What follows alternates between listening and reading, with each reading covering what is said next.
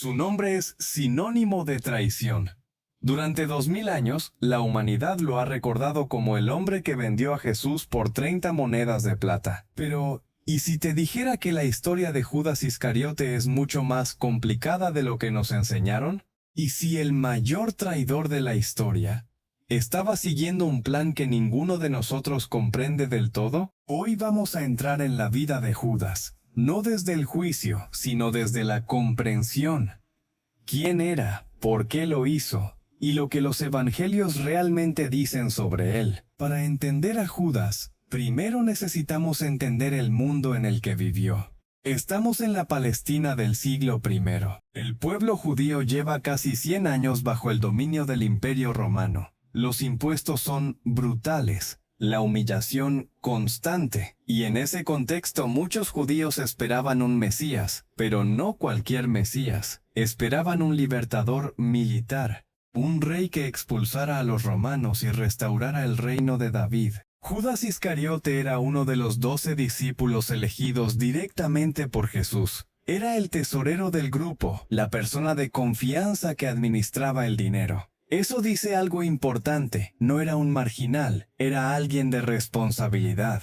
Su apellido Iscariote ha generado debate entre los estudiosos. Algunos dicen que viene de Keriot, una ciudad al sur de Judea, lo que haría de Judas el único apóstol que no era Galileo. Otros sugieren que podría derivar de Sicario, los Zealotes, un grupo extremista que asesinaba a romanos con dagas cortas llamadas Sicae. Si eso fuera cierto, cambiaría todo. Judas no sería simplemente un traidor por codicia. Sería un revolucionario que esperaba que Jesús liderara una rebelión armada, y que se desilusionó cuando vio que Jesús no era ese tipo de Mesías. Los 4 evangelios narran la traición de Judas, pero con diferencias importantes que vale la pena examinar. En el evangelio de Mateo, Judas va a los sumos sacerdotes y les pregunta cuánto le darán a cambio de entregar a Jesús. La respuesta: 30 piezas de plata.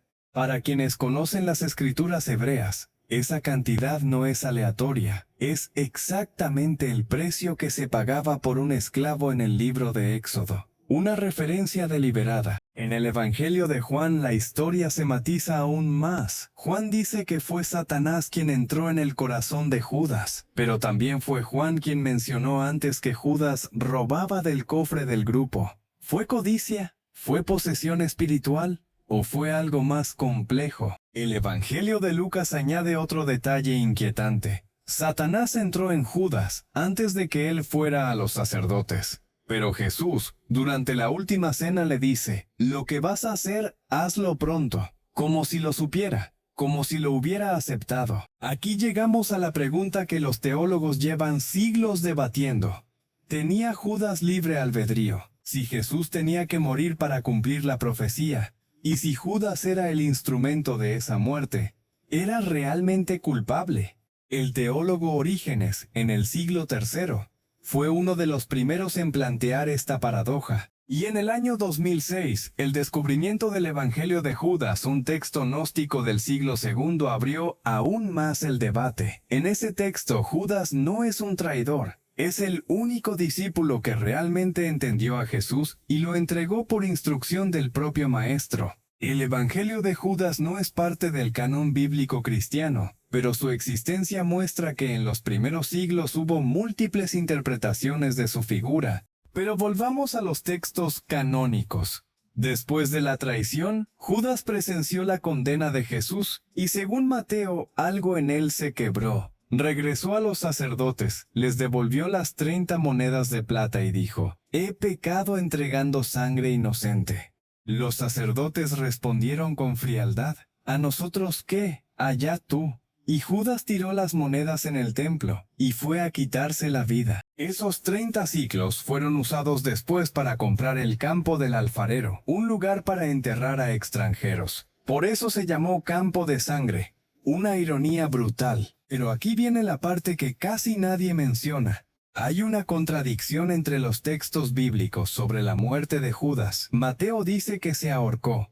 El libro de los Hechos, escrito por Lucas, describe algo completamente diferente. que Judas compró un campo con el dinero de la traición, y que allí cayó de cabeza, se reventó por la mitad y se derramaron todos sus intestinos. Dos versiones, dos autores, sobre el mismo evento.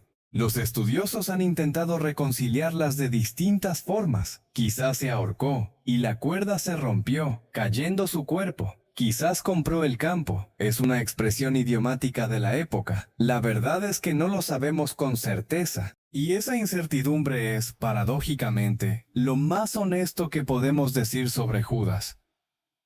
No sabemos exactamente por qué lo hizo. No sabemos si se arrepintió en el sentido teológico profundo. No sabemos qué pasó después de su muerte.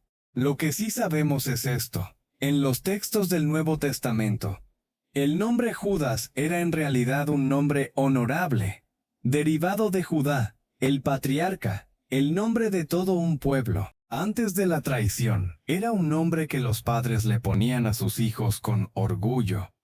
Después, nadie volvió a llamarse Judas en el mundo occidental durante siglos. Un solo acto borró un nombre de la historia.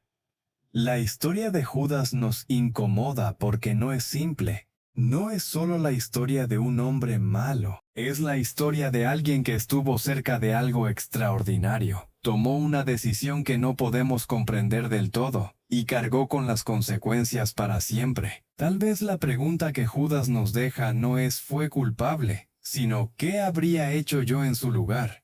Si te interesó esta historia, el próximo video va a ser igual de intenso. Vamos a hablar de María Magdalena, la mujer más malentendida de toda la Biblia. Te sorprenderá lo que los evangelios realmente dicen sobre ella. Si este video te aportó algo, suscríbete y activa la campana. Es la única forma de asegurarte de no perderte la próxima historia. Nos vemos pronto.